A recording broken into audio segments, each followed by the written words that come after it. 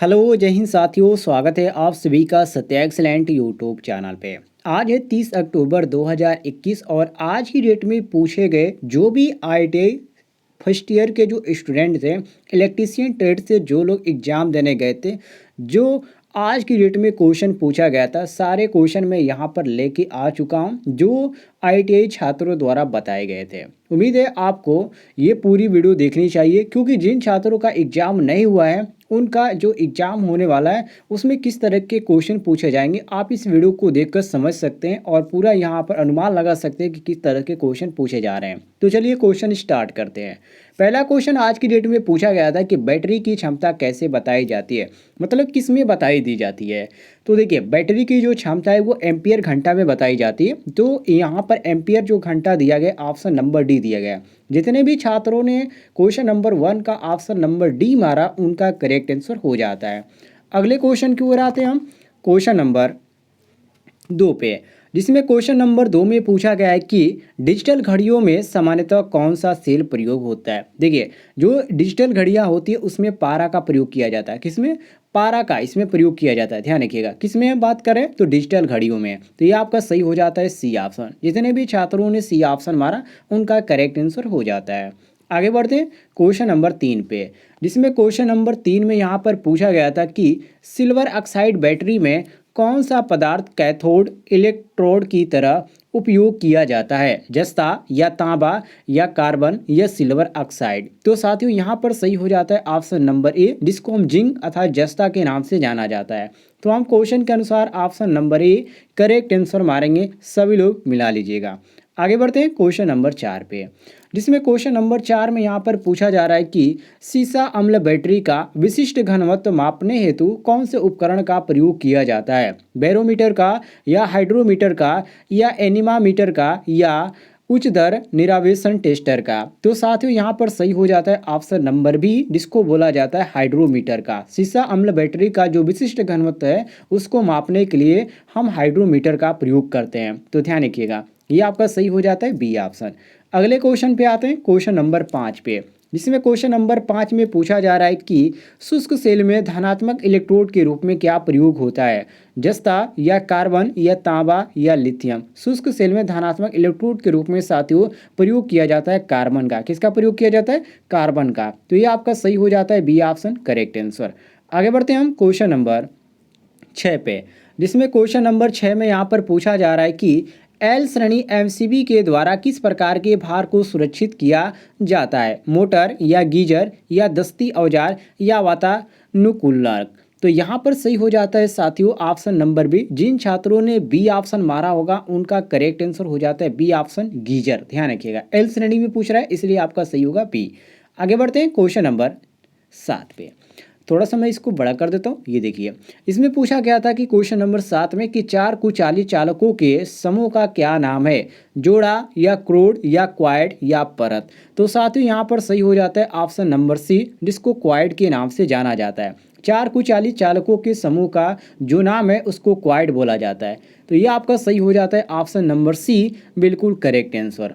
अगले क्वेश्चन की ओर आते हैं क्वेश्चन नंबर 8 पे, जिसमें क्वेश्चन नंबर 8 में यहाँ पर पूछा जा रहा है कि वायरिंग का टी सिस्टम किस स्थान पर सबसे उपयुक्त है, गोदाम वायरिंग में या औद्योगिक वायरिंग में या घरेलू वायरिंग में या बहुमंजिला भवन में। तो साथियों यहाँ पर सही हो जाता है ऑप्शन नंबर डी, जिसको बोला जाता है बहुमंजिला भवन में। तो हम क्वेश्चन के अनुसार यहाँ पर डी ऑप्शन करेक्ट आंसर मारेंगे।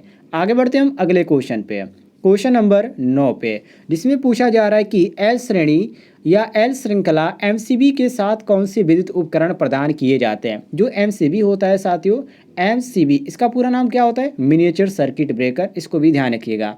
तो यहाँ पर आपका जो होता है एमसीबी के साथ कौन से विद्युत उपकरण प्रदान किए जाते हैं, तो जनरल लाइटिंग प्रदान किए जाते हैं। यहाँ पर आपको ए ऑप्शन देखने को मिलता है, बिल्कुल करेक्ट आंसर।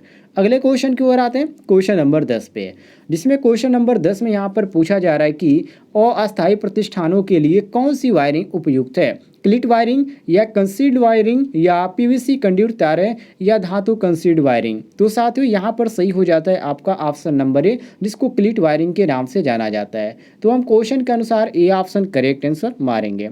आगे बढ़ते हैं हम क्वेश्चन नंबर 11 पे, जिसमें क्वेश्चन नंबर 11 में पूछा जा रहा है कि फ्यूज किस प्रकार के सामान के अंतर्गत आता है, नियंत्रण सामान के, या पकड़ने योग्य सामान के, या सुरक्षा के सामान के, या निर्गत सामान के। तो साथियों यहाँ पर सी ऑप्शन सही हो जाता है सुरक्षा के सामान से। तो यहाँ पर हम क्वेश्चन के अनुसार मारेंगे ऑप्शन नंबर सी बिल्कुल करेक्ट आंसर। जिन छात्रों ने ऑप्शन नंबर सी मारा उनका करेक्ट आंसर हो जाता है।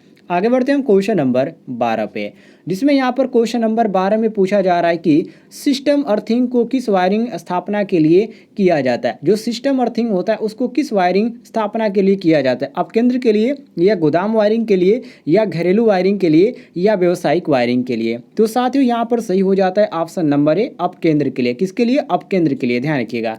तो ये आपका सही हो जाता है ऑप्शन नंबर ए बिल्कुल करेक्ट आंसर।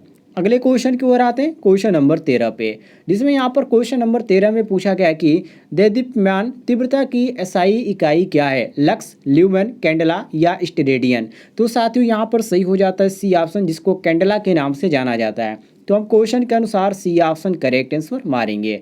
अगले क्वेश्चन की ओर आते हैं, क्वेश्चन नंबर 14 पे, जिसमें पूछा गया है क्वेश्चन नंबर 14 में कि चमकदार प्रवाह की इकाई क्या है, लक्स, या ल्यूमेन, या कैंडला, या ल्यूमेन प्रति मीटर स्क्वायर। तो साथियों यहाँ पर सही हो जाता है बी ऑप्शन, जिसको ल्यूमेन के नाम से जाना जाता है। तो हम क्वेश्चन के अनुसार बी ऑप्शन करेक्ट आंसर मारेंगे। सभी लोग ध्यान दीजिएगा। अगले क्वेश्चन की ओर आते हैं, क्वेश्चन नंबर 15 पे, जिसमें यहाँ पर क्वेश्चन नंबर 15 में पूछा जा रहा है कि गुरुत्वाकर्षण नियंत्रण के साथ, यहाँ पर देख सकते हैं आप, गुरुत्वाकर्षण नियंत्रण के साथ प्रदान किए गए उपकरण का उपयोग करने की स्थिति कौन सी है। जैसे कि यहाँ पर देखिए किसी भी स्थिति में कर सकते हैं। बी ऑप्शन देखिए ऊर्ध्वाधर स्थिति में, और सी ऑप्शन देखिए झुकी हुई स्थिति में, और डी ऑप्शन देखिए क्षैतिज स्थिति में। तो साथियों यहाँ पर सही हो जाता है आपका ऑप्शन नंबर बी, जिसको बोला जाता है ऊर्ध्वाधर स्थिति में। तो हम बी ऑप्शन क्वेश्चन के अनुसार करेक्ट आंसर मारेंगे। आगे बढ़ते हैं क्वेश्चन नंबर 16 पे, जिसमें यहाँ पर क्वेश्चन नंबर 16 में पूछा जा रहा है कि मापने वाले उपकरणों के नियंत्रण स्प्रिंग बनाने के लिए किस सामग्री का उपयोग किया जाता है, इस्पात का, चांदी का, या कलई किया हुआ तांबा का, या फॉस्फर ब्रांच का। तो साथियों यहाँ पर सही हो जाता है ऑप्शन नंबर डी, जिसको फॉस्फर ब्रांच के नाम से जाना जाता है। तो ये आपका सही हो जाता है option number D phosphor branch, ध्यान रखिएगा। अगले क्वेश्चन की ओर आते हैं, क्वेश्चन नंबर 17 पे, जिसमें क्वेश्चन नंबर 17 में पूछा जा रहा है, मोस्ट इंपॉर्टेंट क्वेश्चन है कि मापक यंत्रों पर लोडिंग प्रभाव का कारण कौन सा पैरामीटर है, कम सटीकता, या उच्च सदनशीलता, या कम सदनशीलता, या कम प्रभाव त्रुटि। तो साथियों यहाँ पर सही हो जाता है सी ऑप्शन, जिसको बोला जाता है कम सदनशीलता। ये आपका सही हो जाता है क्वेश्चन के अनुसार option number C correct answer. सभी लोग मिला लीजिएगा। अगले क्वेश्चन की ओर आते हैं, क्वेश्चन नंबर 19 पे, जिसमें यहाँ पर क्वेश्चन नंबर 19 में पूछा जा रहा है कि एक इलेक्ट्रो डायनोमो प्रकार के उपकरण द्वारा किस मात्रा को मापा जाता है, शक्ति को, धारा को, वोल्टेज को, या प्रतिरोध को। तो साथियों यहाँ पर सही हो जाता है ऑप्शन नंबर ए पावर, अर्थात शक्ति को मापा जाता है, ध्यान रखिएगा। ऑप्शन नंबर ए हमारा सही हो जाता है। क्वेश्चन नंबर 20 को देखते हैं, जिसमें यहाँ पर पूछा गया था कि दो ट्रांसफार्मर के समानांतर संचालन के लिए कौन सी स्थिति बिल्कुल आवश्यक है। तो सबसे जो आवश्यक विधि होती है उसको हम कला अनुक्रम के नाम से जानते हैं। देखिए, यदि आप इस तरह के डेली क्वेश्चन पढ़ना चाहते हैं तो चैनल को सब्सक्राइब कर लीजिएगा, और पिछले आप जो भी पेपर में क्वेश्चन आए पढ़ना चाहते हैं तो चैनल पर जाइएगा, प्ले लिस्ट चेक करिएगा, आपको वहाँ पर देखने को मिल जाएगा।